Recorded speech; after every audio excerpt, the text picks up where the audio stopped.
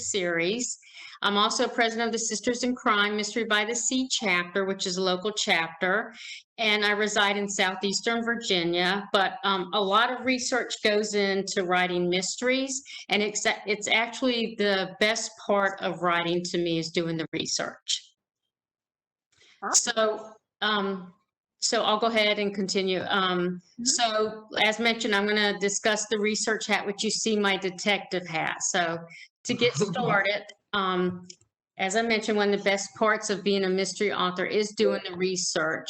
As a cozy mystery author, which is a subgenre of crime fiction, cozies actually take place in a small town with a socially intimate community. So think Cabot Cove and Murder, She Wrote. Cozies are fictional with an amateur sleuth, a murder, and events that occur to the end of the book. So to keep readers turning the pages to find out who done it, mystery writers need to get their facts straight to create believable characters. And all of this is done through research. So where do you start with research? Some writers love doing research, others avoid it because it's a lot of work, a lot to pour through, a lot of information. But if you're writing a mystery, sooner or later, you have to do research. And when it comes to research in a novel, there are three important questions: how much, and when. So let's begin with the how to start your research. So the answer to how is however you can. That is, you want to tap into all of your resources and contacts. So several years ago, I wrote a story about a male detective. And up to that point, I had only written about female protagonists. So it was a stretch for me to write a male detective. And I admit that police procedures really intimidated me. They still kind of do. But I had watched male detectives on television for years in crime shows, but I really needed more to create a believable detective. So that's when my research started. I reached out to a friend of mine. He was a detective of my local police department. So bingo, I sent him an email and I asked him all of the questions I needed to get answered. And he was very gracious in answering them. So this was the real research I needed to make a believable detective. But what happens if you don't have law enforcement in your life?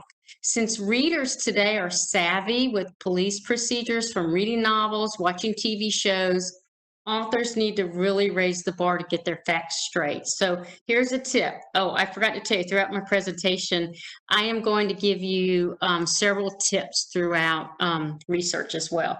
So contact your local police station and ask if there's an officer that you can talk to at their convenience. They usually will meet with you since it's considered community service. So a research interview tip I have: if you aren't sure what to ask your experts, consider this simple but useful interviewing prompt. Ask your subject to walk you through a typical day.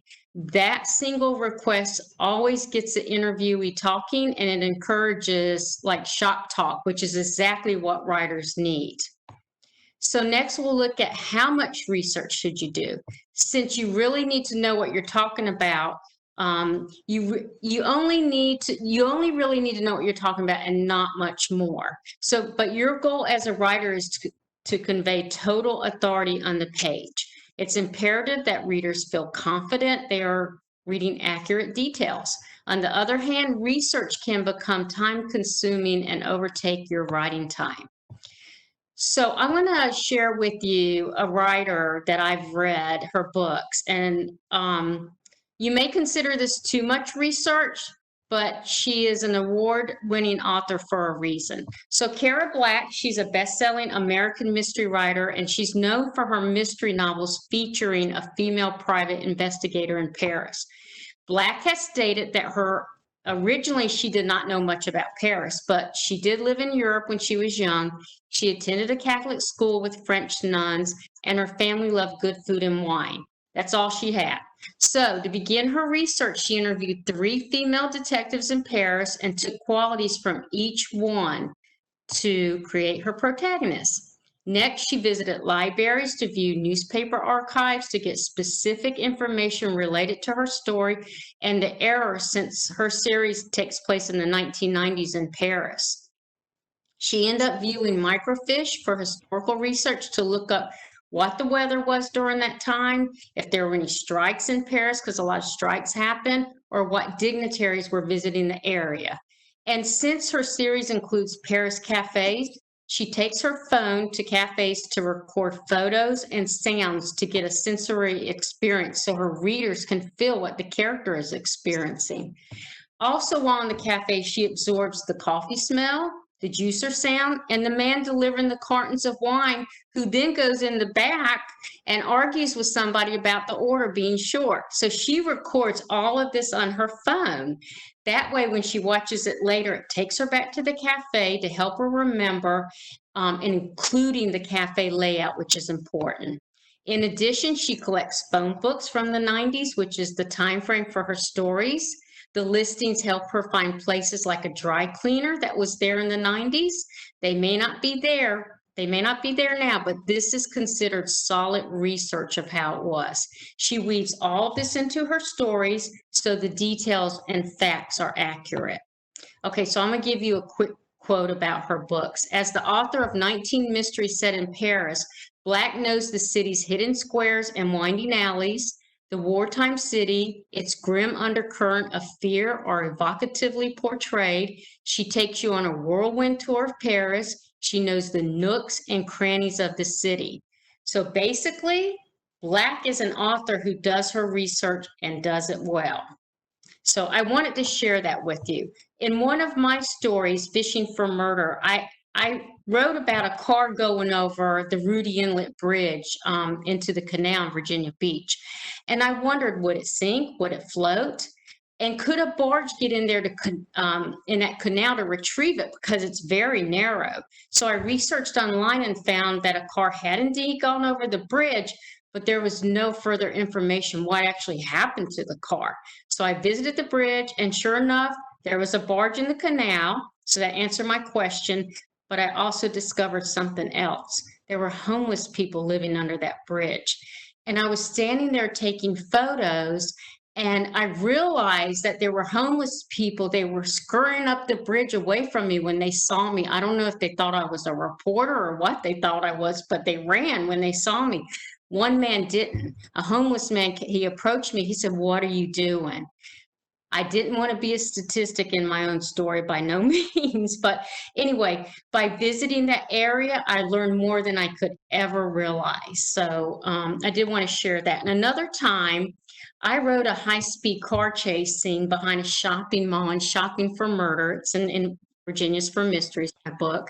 And I wondered, could this actually happen in this narrow space behind the store? This is actually where employees park their cars in the back. I did a test drive and found out, yes, a car can be driven at a high speed behind the mall, but don't try that out. So how to cut down on research. So think of things you know. Let's say you once worked in New York City, or you attended a certain college and know the campus well. Having this geographical knowledge, it actually serves to your advantage and minimizes the research so you can focus on writing your novel. And finally, when is the right time to conduct all this research? So if lots of upfront research feels intimidating or threatening to stall your writing, you might want to consider to wait until the point where you can't wait any longer. Until you feel yourself beginning to fake it, right? Like you don't have accurate details at this point, you're faking it. So what I do is I let myself write a few chapters to find my way into the characters and the voice before putting the draft aside, do my research. So I'm going to give you another research tip. Resist the temptation of clicking away from your story to access the internet every time you need a fact. Instead, keep a running list of everything you need to do your research, and then take periodic planned breaks from the writing to conduct your research. Hunt down the facts, interview the cop, but get back to writing. Okay. So I'm going to share just a couple of places you can go. So historical societies, Wikipedia has a list of historical societies that include national, international, and global. And the United States is broken down by state, which makes it much easier to look at. There will be lots of clicking, but as I mentioned earlier, research can be daunting.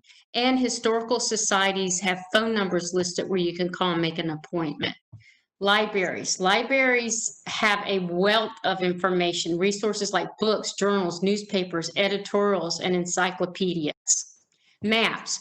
I once wrote a play based on the Lafayette River in Norfolk in the 1930s. When I researched the river online, I discovered the river was actually known as Tanner's Creek during that era. Who would have known that? I didn't know that. So what I did is I visited the Norfolk Slover Library. They have a map section. I went in and they were very generous, very nice. And I could see everything. They got these maps out and I could see everything from that era. So it really helped me with my research. Story location. If at all possible, visit the location of your story. Take photos, talk to locals about their town, visit a watering hole or popular local restaurant to understand the town's culture. I once wrote a story about the Cavalier on the Hill. It's the historic hotel in Virginia Beach. I stayed there with my family and we researched every nook and cranny of that hotel. Not only was it fun, but I got all the research I needed for my book. Visitor centers. Stop by a visitor center or call them. Even if they are in a different state. I have actually called visitor centers in other states and received lots of brochures and a wealth of local information. Watch crime shows. Now, of course, this is related to mysteries, but Forensic Files on the HLN network, it's a crime investigation show. I can tell you the forensics are true and accurate. I've watched hundreds and hundreds of episodes to learn more about forensics. They come closer to any show I've seen. Search engines like Google, Yahoo, Bing search, DuckDuckGo search are a huge pit of information. Keep in mind that not all information is correct. Still, you can find a lot of information just by searching the right keywords. But make sure for your story you use authoritative and official sources for your story. Shadow real life professionals. When writing a mystery, the value of shadowing a real life professional is gold. Or ask them questions like I did with my friend Dave, who's a retired detective now. Blogs. Who knew this? Nearly all professions keep blogs and post in forums. If you're diligent and patient, you can learn the vocabulary and struggles of any professions. There's a nurse journal. There's even truckers blogs, mystery book blogs. There are so many. And finally, the internet. The internet remains a great resource. You can find facts and almost anything you want. And I just want to show this little graph that I made. Research takes the mystery out of mystery writing. So thank you. Well, we do have a question for you. Angela wants to know, how do you decide how many characters to put into the story? I always wondered how writers decided this. Well, I am a short story author, so I usually have about 5 to 6 characters in my stories. Sometimes I start with more and they get the axe. So I figure out which ones are the most important. Sometimes, believe it or not, the characters take the lead on the page and I go with them. But generally, it's about 5 to 6 for me per story. And Angela also said this information is gold too, so good job. Thank you. All right. Up next, we have Miisha. Hello, everyone. How are you? I'm Miisha Clemons, and I am the author of Twice the Love Under Two Roofs.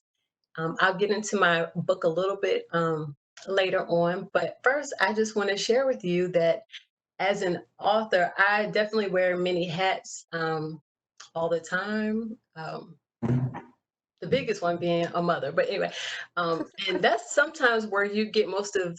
For me, I get most of my material because that's my life. That's what I do. That's part of who I am, and it's a big responsibility. But again, as an author, I definitely wear many hats because each aspect of my life has an important message that I feel can be depicted in a book. So whether it's helping someone overcome a situation or giving a different perspective or just sharing a positive message, that's the goal of the work that I have and will continue to produce. So when I am writing and in my creative process, which can happen at any time. So I have to keep my phone handy or notebook. But anyway, I wear this special hat, drum roll. All right. Yes, yes. All right. Don't laugh at it, but this is really my hat. Okay, can you see it? Representation. Yes. So, yay. I also sometimes, depending on my mood and being a creative, it changes with the day and the moon and the sun and stars and how it's aligned. I'll have a little tiara. Representation, truth, and diversity. I think I'll wear my hat.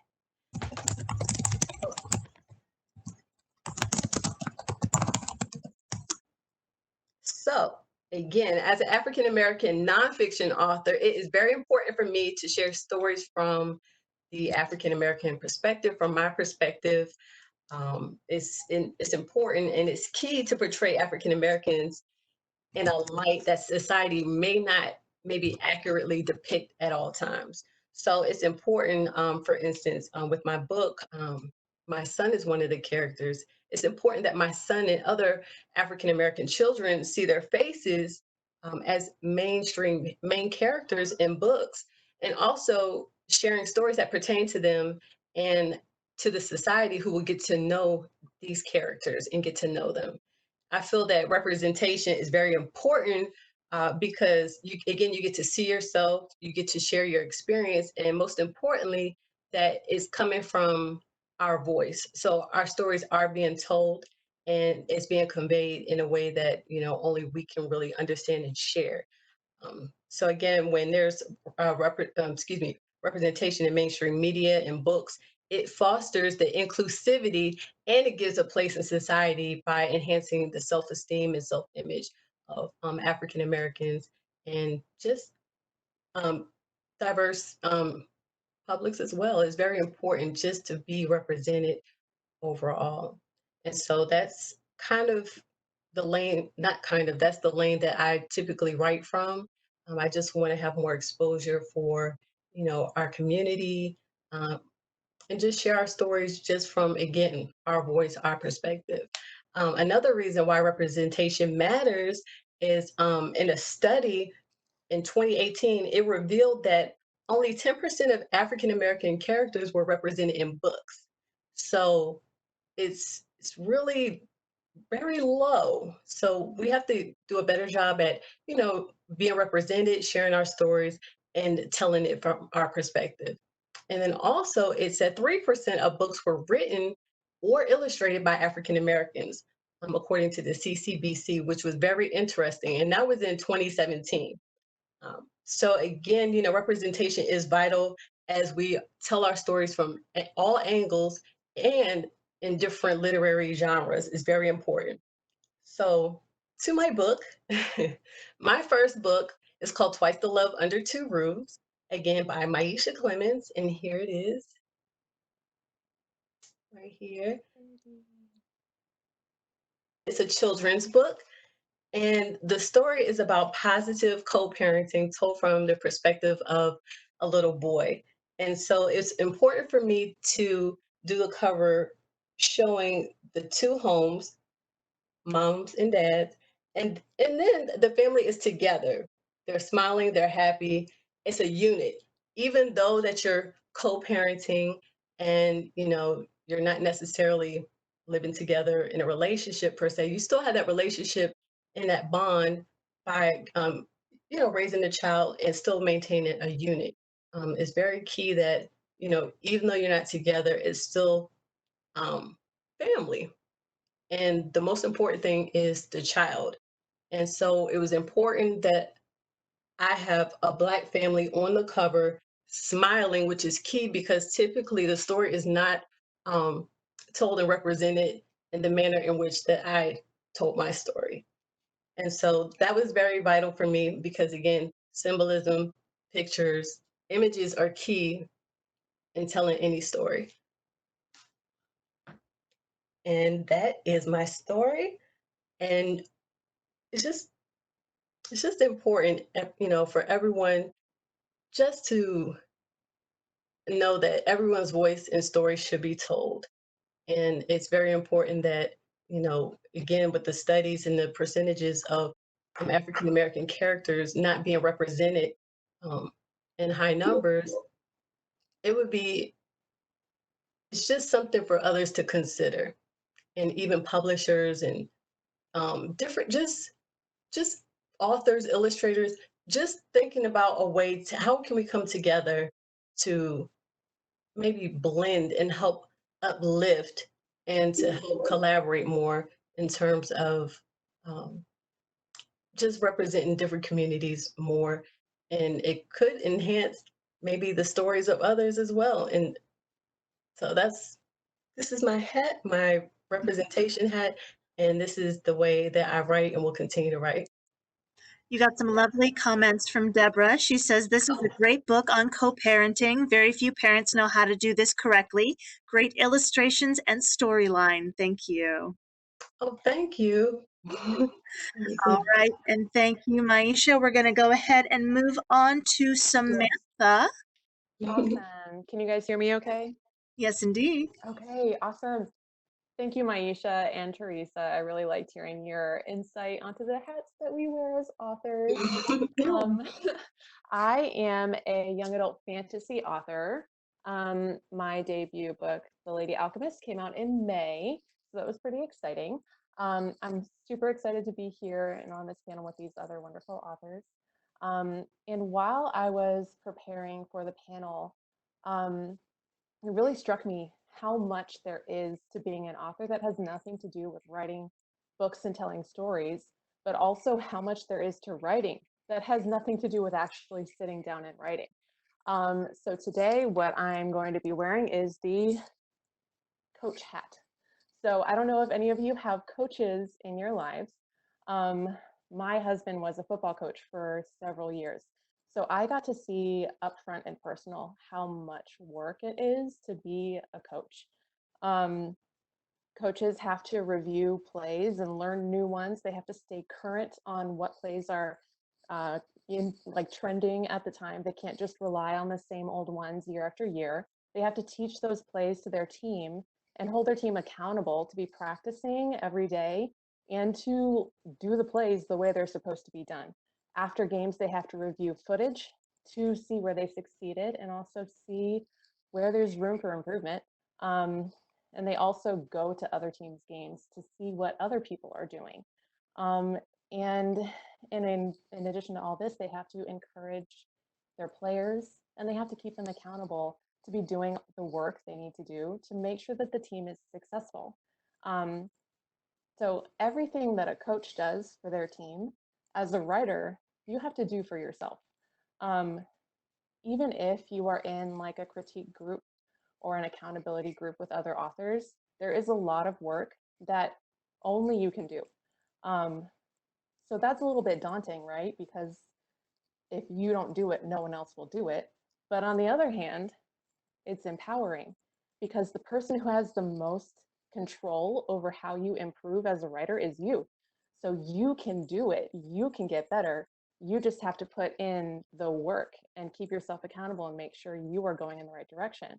So let's talk a little bit more about how we can coach ourselves as authors. Um, so reviewing plays, you have to find really good writing resources for yourself. Um, Writing advice is really easy to find. Writing books are really easy to find, but finding good writing advice and good writing books is very hard. Um, there are people who are very willing to give advice. Some of that advice is really specific. Some of it is very confining, and some of it is very conflicting. So if you start taking advice from anywhere you can grab it, you're going to find your hands tied by people that you don't even know, whose work you've never read, who may have not written anything. You don't know if you even like their execution of this advice that they're giving you. So what I recommend is when you're starting out, go to the website of your favorite authors. A lot of authors have newsletters and they give writing advice in these newsletters. Um, And if they don't do that, they're often really vocal about what resources they use for themselves that they think have helped them get where they are. So I recommend this because you're starting out looking at somebody whose product you already know you love and would like to emulate in your own work. So if you know where they have gone to for advice and for learning, then that's a good place for you to start as well. So finding good, reliable, trustworthy sources for advice is so key. Once you find those resources and you study those plays, you have to put them into practice and keep yourself accountable. So you have to sit down and write and pull out those tools that you've just put into your toolbox and use them. An important part of this is staying encouraged and not judging your previous work. So you're always growing, you're practicing every day. Every time you write, you're getting better. Every word you put on a page is experience you have earned. So keeping yourself open, just writing, allowing yourself to grow and learn is really a really important part of the process of practicing. So as you practice these plays, as you use the advice that you have done the hard work of researching, you will get better. And that is so awesome. Once you have put all this practice in and you have finished your rough draft, the next step is really, really crucial. You have to review your performance. You have to edit your work. When you're editing, you have to be very critical because you are judging yourself against the standard of the resources that you used. We love our work. We love our stories. We love our characters. That's why we wrote, right? That's why we picked that story, because we loved it. But we have to be critical to make it get better, because before beta readers ever see it and comment on it, before an editor ever gets it into their hands, it's your editing that's going to take it from a rough draft to something that's not only readable, but also enjoyable. So making sure that we can remove ourselves from our work when we edit is really important. Stephen King gives some advice in his book on writing that I have to follow every time I edit. He warns against being self-indulgent as a writer, and he also warns against letting ourselves feel clever. So you know how you have, as a writer, you have those sentences that make you just be like, I wrote that. That is pretty great. As I'm editing, I usually realize that those things that made me feel clever as a writer don't actually need to be in the scene. They're usually not that necessary for the story to move forward. So I almost always have to remove those in the editing process.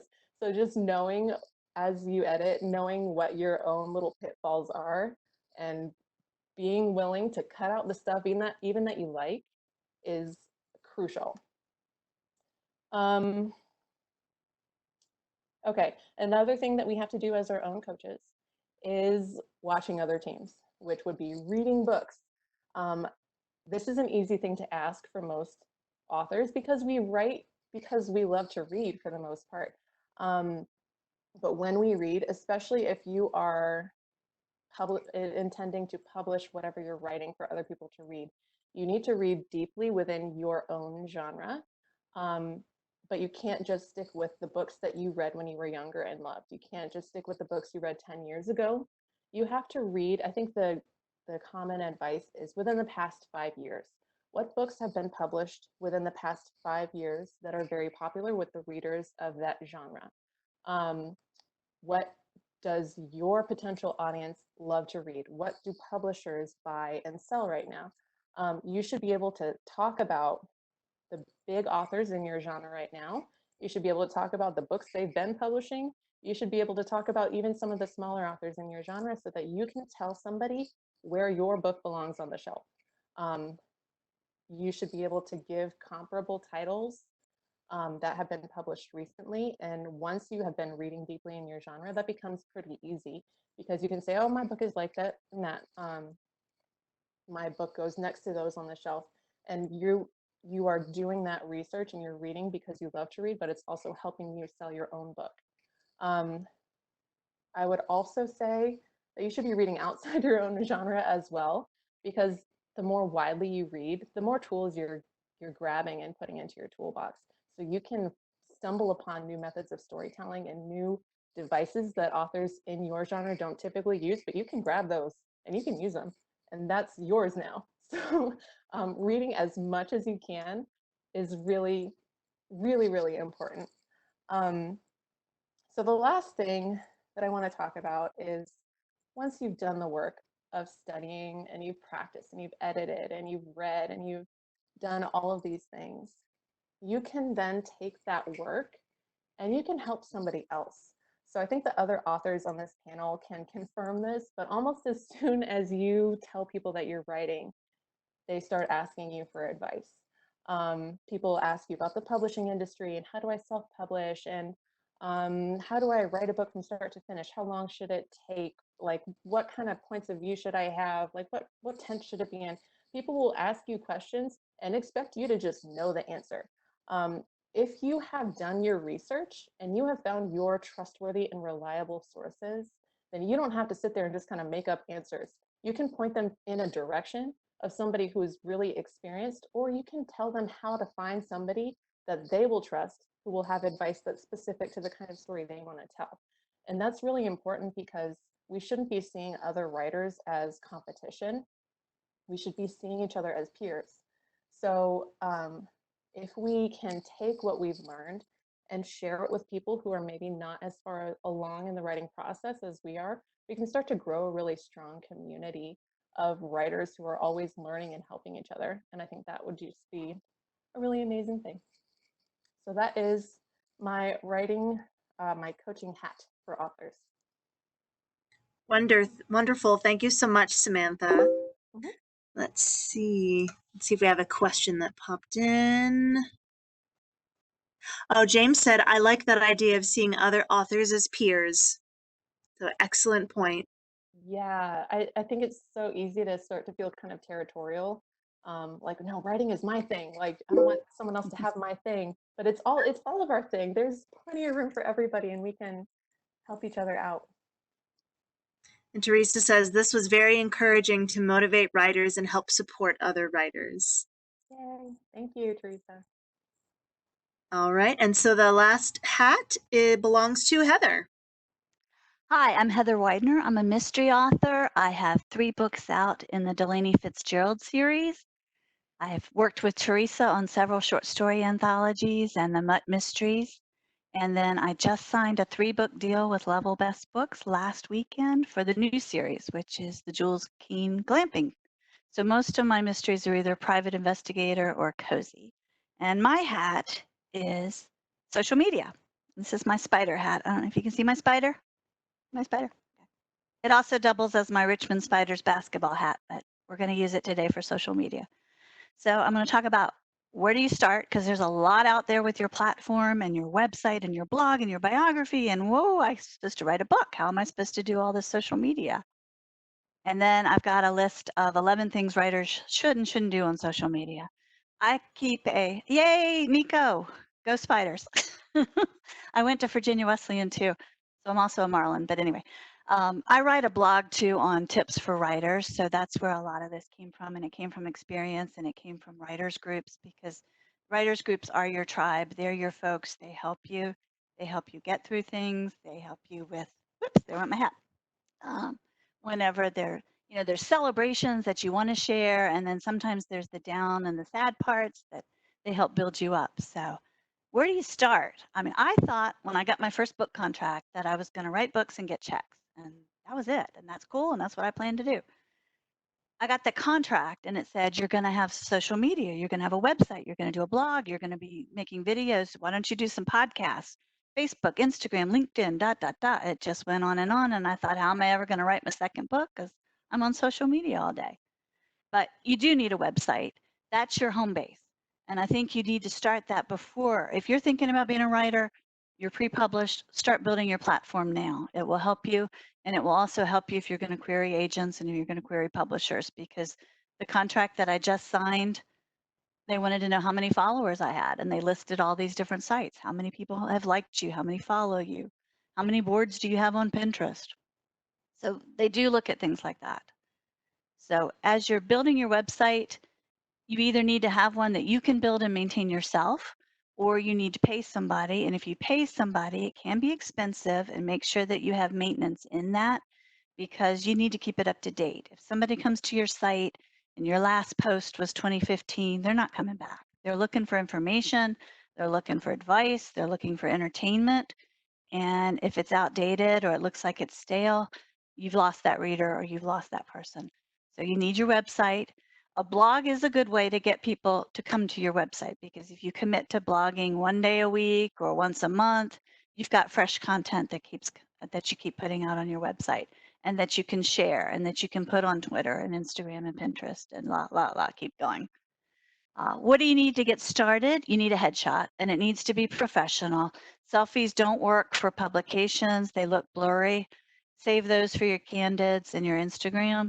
You need a professional headshot. You need a biography, and you need to have it somewhere like in Word or Excel where you can keep it current, because you need to update it every time you have a new publication. You need a list of your book links. So when you're published, they want to know, what else have you done? Magazines, articles, blogs, podcasts, whatever your background is. You also need your social media links. You need to copy down all your URLs so that people can find you on YouTube, Instagram, Facebook. And then you also need to balance your time. Writing is your job. That's what you need to do, is to write your next book, but you do need to market and promote your current book or your series. So look for ways to fit it in. I'm an IT manager. I still have a day job. I work anywhere from 40 to 60 hours a week. So I do a lot of scheduling on my social media. Instagram, Facebook, and Twitter, most of those posts are scheduled. I do that 1 day a week. I address comments and feedback in the morning. I get up early. I answer social media questions, fan questions in the morning. I'll check it at lunch. And then when my husband's watching TV at night, sometimes after dinner, then I'll pop in social media and see what's going on. And segueing into that, I think these are Heather's 11 things that you should or shouldn't do on social media. So you don't have to friend or follow everybody who makes a request. If it looks fishy or spammy, ignore it. You can report or block accounts on social media sites. Just know that there are a lot of bots, and there are a lot of scammers, and there are a lot of lonely heart scams out there. So if it looks fishy, just ignore it. Unless you have a really good reason to do so, don't use the automated direct messaging on social media sites. A lot of people will set those up that if I friend you, it automatically sends me a message saying, hey, thank you for friending me. Why don't you buy my book? Here's the address.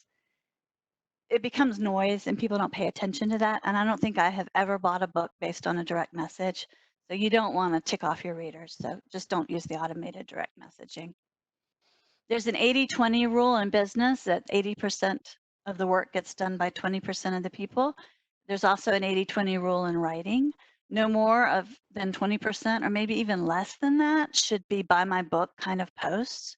People are interested in conversations. They want to build relationships. They want to know about you, like Samantha said. How do you write? What does your desk look like? What does your day look like? Do you have pets? Do you have kids? So you have to figure out what you're going to share in your life. But make sure that you have other interesting content, and not just buy. Try to be timely with your social media responses. It looks really odd when somebody responds to a comment from 4 months ago. They're like, what happened? Did she lose the email on that? Or did she just see this? What happened? So you do need to be timely. You don't have to be on there every hour, but you do need to be timely. Avoid posting things that aren't meaningful. Some people have these cleanup applications, and it'll say, hey, I unfollowed 25 people today. Well, that's an advertisement for that service. Make sure your posts are meaningful and that people want to read them. I wouldn't respond to negative reviews. I wouldn't get in a social media battle. It's public, and once it's out there, it's really hard to clean up. You are your brand. What you do and what you post and what's out there about you is you, and it's your brand. So you don't want to damage that. And even if you delete a post, it's still out there. Somebody's copied it, or they've got it on a server. It doesn't go away. So just be careful with, pick your battles. If someone posts something negative on your site, you need to monitor it and decide how you're going to handle it. Are you going to delete it? Are you going to respond to it? Do you ignore it? I facilitate several group sites, and like the Mutt Mysteries, we have our site, and some of the other anthologies, we have our own sites. And occasionally you'll get something that doesn't represent the views of the group, and then we have to decide, are we going to keep it out there or do we delete it? My other advice is don't be a leech. Authors often will post something about their book on their sites, or they'll pay for a Facebook ad, or they will boost an ad, and there are authors that will hijack it. They'll come in and say, oh, if you like this type of book, you'll just love mine. Here's the link. And it's like, whoa, that you're kind of jumping in on somebody else's party there. So I wouldn't jump in unless you're invited to. And sometimes some authors will do that. They'll say, hey, drop your links here. Let's see what everybody's got. What book are you writing now? Or what's your topic? Or what's your favorite book? Or what are you reading? And in those, they encourage you. They want you to jump in and participate. But don't hijack somebody else's party. Like Samantha said, help others celebrate. If there's a cover reveal or there's a new book or somebody's got something, share it, talk about it. If you buy a book and you like it, take a picture of it and tag them on Instagram. Write a review. You'd be really surprised. A lot of times authors will respond. Even some really big name authors will say, hey, thank you for that review. That was really nice. If you're struggling to find things to share, post a picture of something that's interesting that you do, things that you've attended, basketball games, volunteer events, cooking. I can put pictures of my books out there all day and they get attention, but the minute I put my dog out there, it goes viral. So it's amazing. People love pets. They want to know your hobbies. My husband rebuilds Mustangs and British cars, so sometimes I get dragged into bleeding the brakes. So that actually turned into a blog post. I didn't know what bleeding the brakes was. I found out. People love to see themselves, especially if you've tagged them. If you see somebody at a presentation or a conference, hey, Teresa, I saw your presentation today. It was really good. You gave me some really good advice. Or here's a picture that I took with Teresa, and post it and tag her or anybody that's participating. This helps you with your social media reach. And if that person shares it and likes it and comments on it, that furthers your reach. You reach out to their readers. And last, number 11 is if you're using pictures of others, make sure that it's flattering. I have one really good friend who likes to take lots of pictures, but he never looks at them when he posts them. And you don't want to be the one in the group with your eyes closed or your tongue hanging out. So make sure it's a flattering picture before you post it. We do have a question. Sure. Where do you find the most meaningful engagement with your readers? Do you use anything to help you manage all these sites? I do. You need to know your analytics. So once you have a Facebook author page and you hit, I think it's 100 fans or followers, you get access to the analytics and you can see what country are they coming from, what age group, what demographic, what time are they hitting your site. So you can figure out what's the best time to post. Twitter has this as well, and so does Instagram. So my readers, I write cozy mysteries and a light PI, and she's kind of funny, she's sassy, and she gets into way more trouble than I do. But my readers are women between the ages of 30 and 60. So, and my audiences on Instagram, Facebook, and Twitter are different. And I do use tools to manage my site. I use Hootsuite to schedule Facebook and Instagram, and I use TweetDeck to schedule Twitter.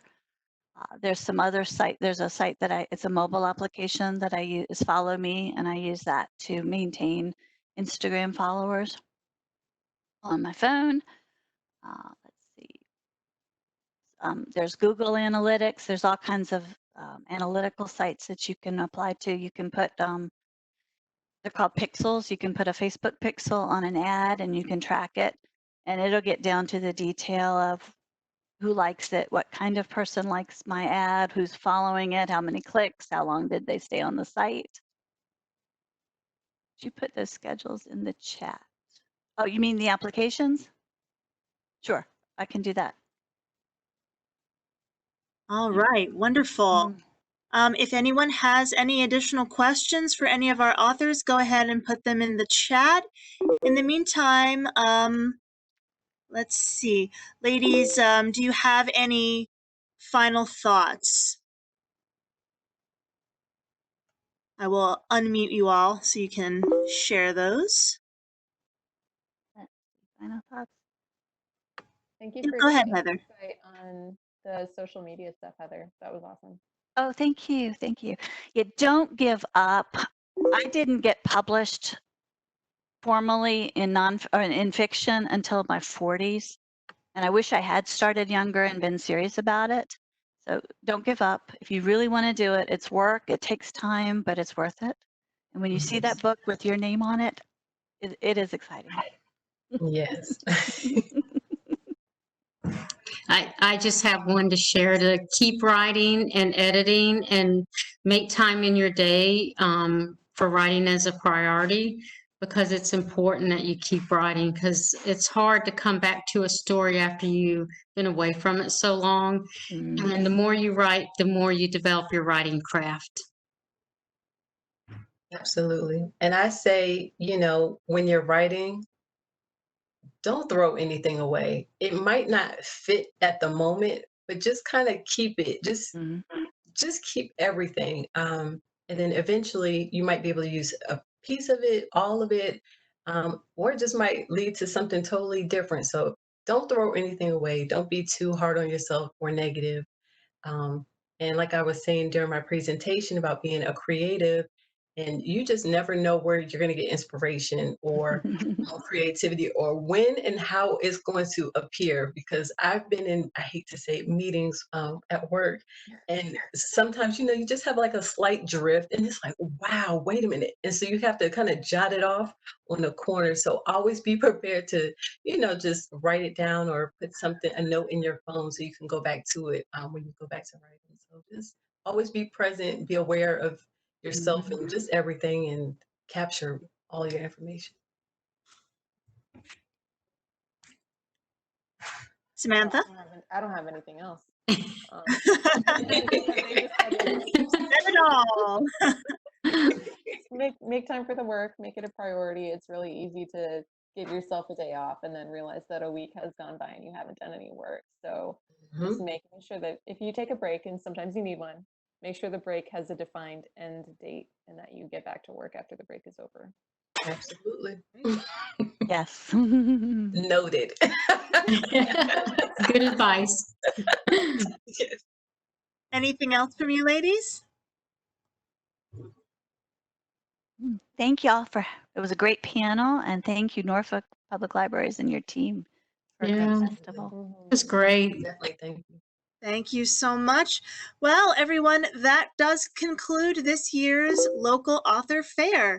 I'm happy to keep this WebEx up for a little while in case anyone wants to chat or you have any questions for this final panel or any of the authors who are still around. And of course, keep an eye out for more of our virtual programs at sloverlibrary.com.